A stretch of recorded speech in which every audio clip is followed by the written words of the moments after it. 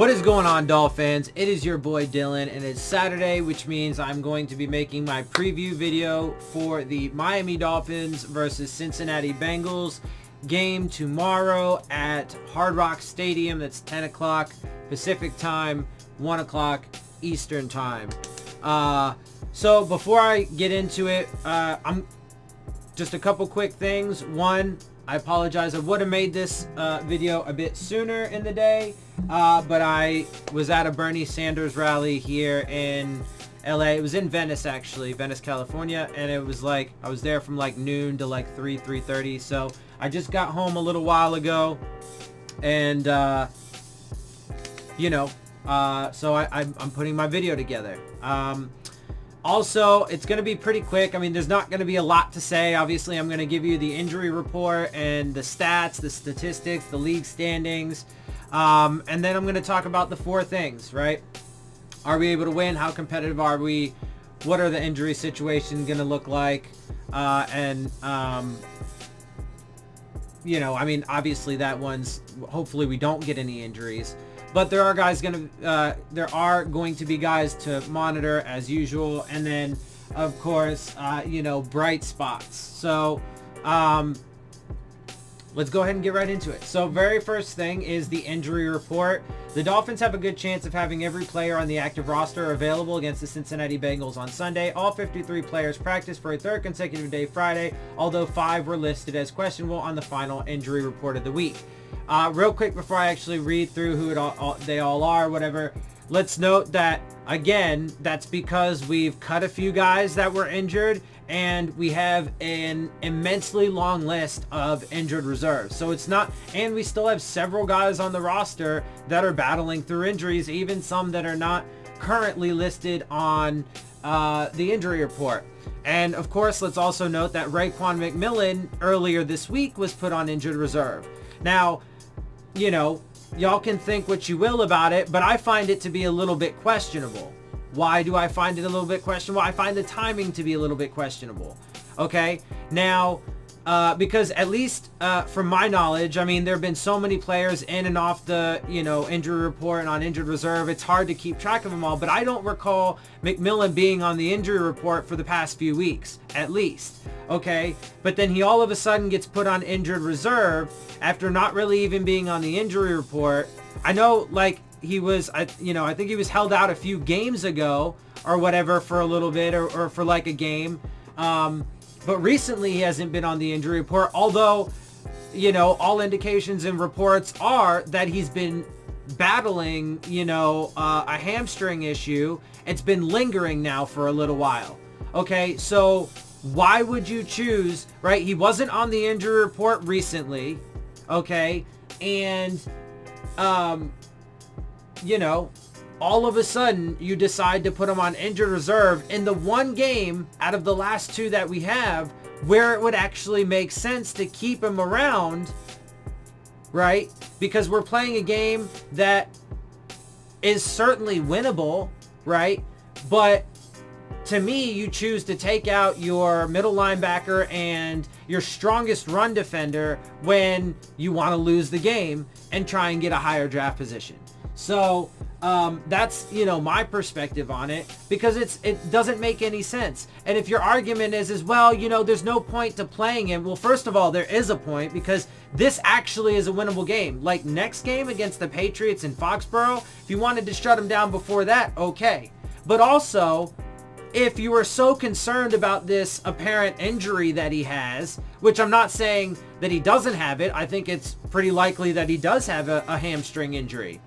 But the reports that I've seen and all indications are that he's been battling with it for a little while. And again, he hasn't been on the injury report recently, like in the past few weeks that I can recall. But I do recall, him having some issues earlier in the season. And that's probably along the lines of what it was, a hamstring, whatever. So if it's been a lingering thing, why not shut him down sooner? If you really think that, well, the last 2 games are kind of meaningless, the last 3 games were meaningless. The last 4 games were pretty much fucking meaningless, right? Because you weren't going to make the playoffs even if you ran the table on the last 4 games of the season. So, the arguments are, as usual, just weak as shit. And so, anyway, let me finish with this injury report. The 5 players that were on the injury report with questionable designations were guard Evan Boehm with an ankle, defensive end Taco Charlton with an ankle, fullback Chandler Cox with a shoulder, kicker Jason Sanders with an illness. That's probably not a big deal. He just got, a little bite of the flu. He should probably be all right. Defensive tackle Zach Seiler with an ankle. Bowman Charlton appeared on the injury report for the first time Friday, when both were listed as limited participants in practice. And let's also note that they've both popped in and off of the injury report. And are guys that are going to be battling injuries, and so guys to watch. Sanders and Seiler also were limited Friday, while Cox was a full participant. The other 9 players on the injury report this week did not get game status designations and will be available. But all of these guys are battling some kind of injury, and so, we're going to need to... But new guys keep popping up. Like this week, Mike Gesicki's on it. I don't recall him being on last week. Maybe I'm wrong again. There have been so many players in and off it that it's hard to keep track. But linebacker Vince Beagle, quarterback Ryan Fitzpatrick, tight end Mike Gesicki, wide receiver Alan Hearns, center Daniel Kilgore, running back Patrick Laird, cornerback Nick Needham, wide receiver Devontae Parker, and wide receiver Albert Wilson. Like, all of the prominent players, all starters. Right? So, it's just ridiculous. And again, the injuries are in significant portion attributed to the coaching staff and the front office for making and putting together such a low talented team that is just incapable of competing, no matter how hard the players try, because they can't. They're too young, too inexperienced, and they just don't have the talent level to match up with other teams. And when you have that, and you have guys literally putting everything they have to play for their pride, to play for their paychecks, to play for their futures and their dreams, right? And so on and so forth, guys are going to get hurt. So they are culpable in that situation. The Bengals ruled out 2 players Friday, including perennial Pro Bowl wide receiver AJ Green, who hasn't played a game all season because of an ankle injury. I'm pretty sure they put him on injured reserve. Also ruled out was guard John Miller, who has a concussion. They were the only 2 Cincinnati players to get a game status designation. Now, some people, real quick, just a little side note, some people were saying that, the Dolphins put McMillan on injured reserve right before this game, and that's clearly, it's mind-boggling that people don't understand this irony when it comes out of their mouth. But they literally, I believe I heard this on like Omar Kelly and Dave Hyde's show, and maybe a couple other places too. But they'll be like, the Dolphins put McMillan on injured reserve right before this game, which obviously means that they're trying to lose it. And so the Cincinnati Bengals just had to fucking answer back by putting AJ Green on injured reserve or whatever, or ruling him out. Because clearly both of these teams are competing for the number 1 spot in the draft order. But then those same people will say things like, we're not tanking, or, the coaching staff is not in on it, or blah, blah, blah, blah, blah. People just, it blows my mind how, and look, I just, another quick side note, I realized, because I was thinking about, it's just mind-boggling to me that people look at this situation and think that it's going to be a success, and that it's mind-boggling to me that, 70, although after this past week, there apparently was a nice little dip, or a decent sized dip in fan approval, or confidence rather, but it's still like around 70%, which is absurd to me. But I realized that it's because people in the world that we live in today are not bred to be critical thinkers, and not bred and taught to, care about facts and reality and logic and reason. And then they're also bred to just literally take everything that they're told at face value and just believe it. So it's not a surprise, but that 70% of Dolphins fans that think that this team is going in the right direction, my bet is that they're going to be very much disappointed right? And so I tell you guys these things, and I make the predictions that I do ahead of time, so that way if and when I'm right, you know that I'm not just like, you know, after the fact saying it. Like, for example, how the media did, the vast majority of the media, including, you know, some of the other YouTube content creators for the Dolphins, initially were saying that this Dolphins team was going to be massively competitive going into this year after the hiring of Brian Flores. And then it shifted after the Tunsil trade to, oh no, they're clearly tanking. And then like Omar Kelly and Dave Hyde, for example, that those motherfuckers every 5 seconds within one of their videos are literally flip-flopping between supporting the tank and not supporting the tank.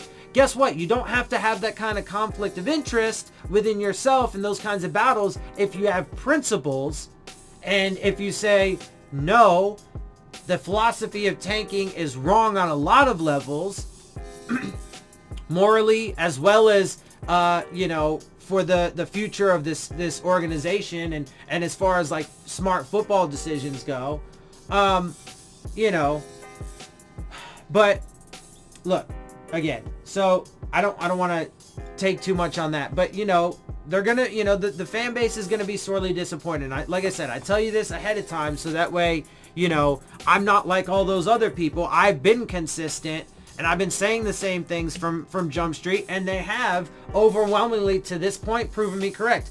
Again, they can prove me wrong. I would be overjoyed to be able to change my stance after this team has not only achieved success, but you know, maintain success, which at a bare minimum, even if we manage to turn it around somehow miraculously next season, we are still at a bare minimum like 4 to 5 years away from achieving our true goal, which is sustained success. Why? Because you have to have a period of time, more than just one season, where you prove to be able to achieve success. You got to do it consistently.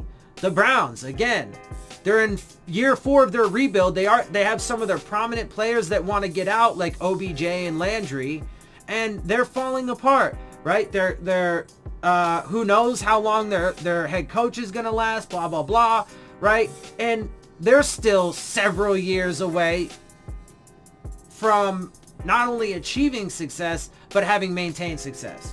Anyway, so having said all that, let's go ahead and actually move into this game, because again, I mean, this is certainly a very winnable game. You know, by my analysis, the coaching staff certainly is, and the front office certainly is doing absolutely everything in their power, including putting McMillan on the injured reserve right before this game to lose. They are trying as hard as they possibly can to lose. So let's get into these statistics. So the Dolphins, obviously, we know are 3-11 on the season. I think it's a pretty for sure thing that when we go into Foxborough next week, we're going to get our asses handed to us by the New England Patriots. So I do believe that we're going to end up with at least 12 losses on this season. You know, at most we could end up with 4 wins if we manage to come out of this game with a victory. The Bengals are currently 1-13. Obviously, the only thing that, you know, quote unquote matters in this game is his draft positioning, blah, blah, blah, blah, blah, what have you. For me, of course, I just want a win. I want the team to be successful. But unfortunately, you know, we're going to have to go through another couple years of this at least until Stephen Ross gets impatient and then cuts bait and scapegoats people and then tries to continuously do the same thing over and over and over again, even though it's proven to be massive failures over and over and over again. So, points per game, the Dolphins are scoring 17.2 points per game. That's 29th in the league. Both of those are slight upticks. The Bengals are scoring 15.1 points per game, which is 31st in the league.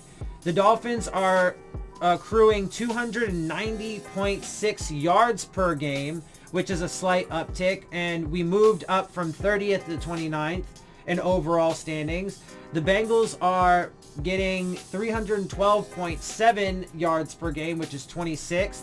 we are getting 219.4 pass yards per game, which is a very slight uptick as well in average, but we stayed the same at 23rd overall in the league. The Bengals are getting 221.4 yards through the air, which puts them at 22nd. Rush yards, we're only getting 71.2 yards on the ground per game, which is an uptick from where we were the previous week, but we remain at 32nd in the league overall. The Bengals are moving the ball for 91.4 yards per game on the ground, which puts them at 28th. Defensively, we are allowing 31.1 yards per game, which is a slight increase in average, which is obviously not a good thing. And we remain at 32nd in the league overall. They are allowing 25.6 per game, which is 24th. Yards allowed, we are giving up 398.7, which is a slight uptick. It was like a 1 yard per average, or 1 yard average per game rather. So it wasn't very much, but it was a very minor uptick, which is obviously not the direction you want to go, but it was marginal at most. But we remain at 30th in the league overall. They are giving up 391.7 yards per game, which is 29th. Pass yards, we had a slight uptick in our average, 257.9 per game, and we moved down from 23rd to 24th in the league overall. The Bengals are giving up 233.7, which is 15th in the league. And rush yards allowed, we are giving up 140.9, which is a slight decrease in overall average, which is the right direction that you want to go in, but we remain at 31st overall in league standings, and the Bengals are giving up 158 per game, which is obviously 32nd, because that's more than us, and we're at 31st in the league. So comparatively between our last games, obviously we got our ass handed to us by the Giants, and look, you know, again, in that game, I think that from my perspective, that game was decided because of decisions that the coaching staff made, and in part because, you know, players made mistakes, communication issues, drew penalties, but that is also directly, indirectly, however you want to look at it, attributed to the coaching staff and the front office for building such a team that is young and inexperienced and so on and so forth. You already know the injuries played a part in it and how I feel about that. But so the vast majority of the responsibility goes to the front office and the coaching staff for that loss, including, you know, several on the field decisions that directly affected the game. Anyway, and then so the Bengals played the Patriots and they got stomped by the Patriots. So that is what it is. We had 384 total yards. They had 315. We had 262 passing yards. They had 151. We had 122 rush yards, like half of which, of course, was yet again Ryan Fitzpatrick running for his life. And they had 164 rushing yards. We were 5.6 yards per play. They were at 5. Each team had a fumble, but the Bengals and Andy Dalton threw 4 interceptions in their game against the Patriots. We were 23% on third downs. They were 30. We had the ball for 28 minutes and 53 seconds. They had it for 32-51. We had 7 penalties and they had 5. So Ryan Fitzpatrick threw for 23 out of 41, 56.1% completion percentage, 279 yards, 2 scores, no interceptions, and a 93.4 passer rating. On the season, he's completing 61.6% of his passes for 2,790 yards, 15 touchdowns, 12 interceptions, and an 81.9 passer rating. By the way, the Texans secured their division today because there were a couple games that played today. So did the Patriots. They beat the Bills and clinched the AFC East.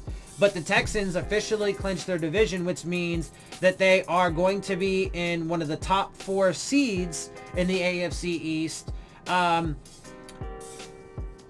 That doesn't mean that they're going to get a bye, because they won't. They would have to be one of the top 2 seeds, and that's not likely, with the Ravens and the Patriots, etc., and even the Bills in there.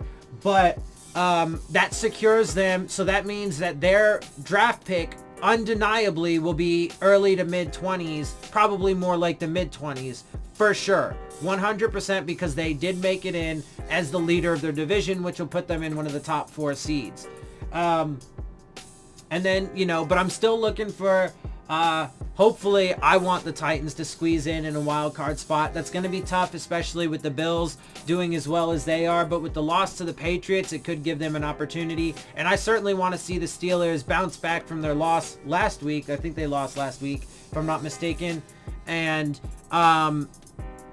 get a couple more wins to close out the season and make it into the playoffs. Currently, they are slated in as a wild card, and so we'll see how that plays out. Andy Dalton was 17 of 31 for 54.8% of his passes, 151 yards, 1 touchdown, 4 interceptions, and a 39.2 passer rating on the season. He's 59.7% completion percentage, 2,908 yards, 11 touchdowns, 13 interceptions, and 75.2 passer rating. Obviously, 4 of those came in this previous game. Patrick Laird led the way for us in rushing, 12 rushes for 46 yards and a 3.8 average. Miles Gaskin had 9 rushes for 43 yards and a 4.8 average, and Fitzpatrick threw in 4 rushes, 33 yards, and an 8.3 average.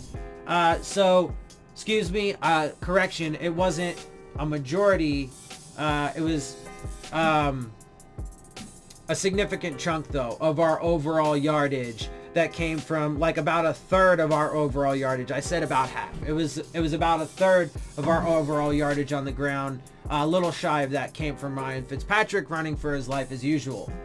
But do you want another reason why, real quick, do you want another reason why putting McMillan on injured reserve this game is strange timing when you've been apparently playing him this entire time through a hamstring injury, and all of a sudden you think it's serious enough that you have to put him on injured reserve? You want to know another reason why that's questionable at best? Well, let's see. Joe Mixon led the way for them in rushing, 25 rushes for 136 yards and a 5.4 average. Giovanni Bernard threw in another 5 rushes, 27 yards, and a 5.4 average. So you put your best run-stuffing player, period, on injured reserve when your run defense is already hot garbage, and people are just like, oh yeah, he just needed to be on the injured reserve because he's hurt.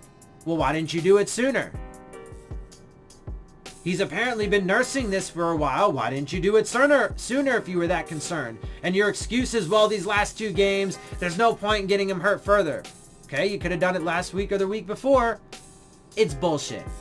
Anyway, receiving, Devontae Parker led the way for us, 4 of 7, 72 yards and 2 touchdowns. Albert Wilson, 5 of 8, 59 yards. Mike Gesicki, 4 of 8, 47. Clive Walford, 2 of 4, 34. Miles Gaskin, 2 of 3 for 29. And Isaiah Ford, 3 of 5 for 21. Tyler Eifert led the way for them, 3 of 5 for 44. Tyler Boyd, 3 of 7 for 26. John Ross, 2 of 3 for 24. Joe Mixon, 3 of 3 for 20. Sathan Carter, 2 of 2, 13 and a score. And Giovanni Bernard, 2 of 2 for 10. Defensively, the Dolphins had 1 sack, 4 tackles for loss, 3 interceptions, and 5 passes defensed. It's a little misleading on how well we played, but good stats, obviously. Solid defensive stats. Could be better, obviously, in the sacks and so on and so forth, but whatever. It's probably one of the overall better statistical games that we've had. The Bengals had 2 sacks, 4 tackles for loss, a forced fumble, and 2 passes defensed.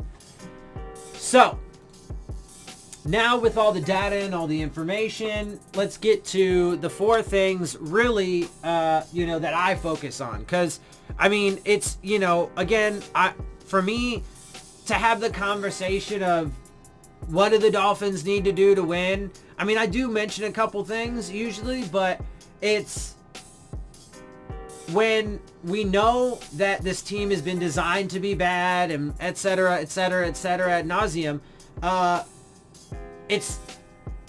there's almost no chance that we win games.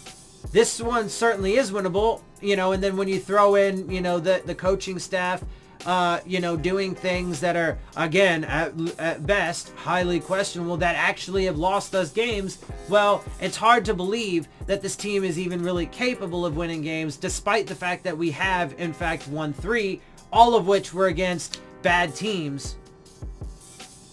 Some of which were, like the Jets, massively injured, victimized by officiating, etc., etc.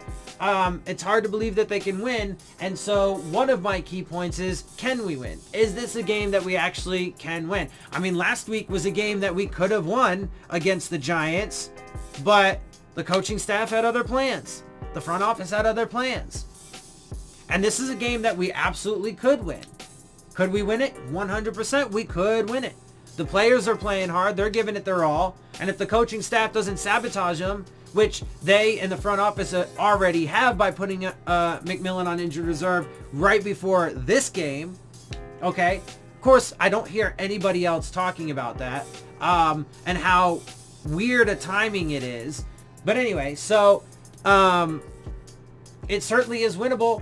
But we'll see. They've already put us at a disadvantage. We'll see what the inactives look like. Taco Charlton will probably be on there. He is injured, but, they'll probably leave him out. So that way the one guy that actually has a few sacks on the team won't be in there. Who knows? They'll probably take Shaq Calhoun out again, just mysteriously. So, I mean, and then in game, look, all season they've been terrible with challenges, timeouts, play calling, usage of personnel, blah, blah, blah, blah, blah, right? So, is it winnable? Yes. Will we win? I hope so. I want us to win. We're going to have to stop Joe Mixon. We're going to have to, pressure, Dalton and try and get him to make mistakes. The offense has to perform well and move the ball, like, blah, blah, blah. That's the other reason why I don't do it, because it's literally always like, again, I don't mean to pick on Doug, but he says, no, I say different things every week. Not really, dude. You say the same things. Don't make mistakes. Run the ball and defend against the run. But then you'll defend Brian Flores by saying that this team is super young and inexperienced. But if you understand that they're super young and experienced and low talent and blah, blah, blah, then why would you even bother saying, and then when the stats prove that we can't run the ball or stop the run, why would you say that just every week? Anyway, so that's part of the reason why I don't do it. So could we win? Yes, whatever. Competitive? I mean, how competitive are we going to be? I think that, again, every single game the players have gone out there and played for, their contracts and their dignity, their pride, their well-being, their families, their dreams. Ryan Fitzpatrick even, I think that the players do rally around him. I do not buy in that the players have bought into Brian Flores and his, and this organization's philosophies. I don't. I just don't. I think that at best, they are just happy to have an opportunity in the league, considering the fact this entire team is made up of nothing, essentially nothing but, practice squad guys and waiver wire claims and nobodies that came out of trash heaps, figuratively speaking. And no offense to them, but that's how the team was built. So I don't buy in that they've bought in. I think that they're doing it for themselves and their families, etc., etc. So I think that they're going to give it their all, but I do think that, especially considering McMillan was put on injured reserve right before this week, I would venture to guess that we are going to see examples, and of course I'll be doing a live stream, so join me for that and I'll point them out in real time. But I'm fairly certain there's going to be examples in this game yet again, and potentially Taco Charlton being on the inactives list. And, I think we're going to see it. Once again, we've seen it almost every single game. Even the one game that I gave them more credit than, negative commentary, they still had a couple examples in that game of things that they did. I think it was the Eagles game, if I'm not mistaken, that were, questionable. So, anyway. And then injuries. Look, I've mentioned guys we're going to have to watch, Parker and Gesicki and Fitzpatrick and Wilson, like all these guys that are banged up, you will have to keep an eye on them. Hopefully they don't get hurt at all. And if they do, because they're just so worn out and blah, blah, blah, that hopefully it's not serious, you know. Parker is one of the only, you know, relatively surprising bright spots on this team. You know, Preston Williams was and could still be, but he went down with an injury. So we gotta, you know, we gotta see if, and, you know, Parker just signed a 4-year deal. What if he goes in and, you know, God forbid he tears like an ACL or something like that, right? So like, I mean, God forbid, please, like, knock on wood, whatever kind of superstitious shit you do, hopefully that doesn't happen. But I'm saying, what if it does, right? And so we got to keep an eye on that. And then see, you know, in this game, are there any players that are bright spots? I mean, we have a couple guys like Nick Needham, you know, potentially Vince Beagle, that are like role players. Again, they're like average at best up to this point. You know, but they are some minor bright spots, right? Mark Walton was until he got, you know, cut after beating his, you know, pregnant girlfriend or whatever. And, you know, Preston Williams was for a portion of the season, although he wasn't, you know, playing to dominant number 1 receiver status, but he was certainly a good complement to Devontae Parker until he tore his ACL. Patrick Laird, right? But that's like it, right? We have like a few guys that are like average. So anyway, that's all that's all I got for you guys right now. That is my preview video for the Miami Dolphins versus Cincinnati Bengals at Hard Rock Stadium tomorrow. And again, just to say, man, I just want the win. I don't care what happens to our draft. I just want the fucking win, man. And I expect that we're gonna get our asses handed to us. Not just lose, but like we're gonna lose again in embarrassing fashion, I'm pretty sure, to the Patriots in Foxborough, even if they play backups. So I would like to get one more win, man, and bring us up to 4 on the season.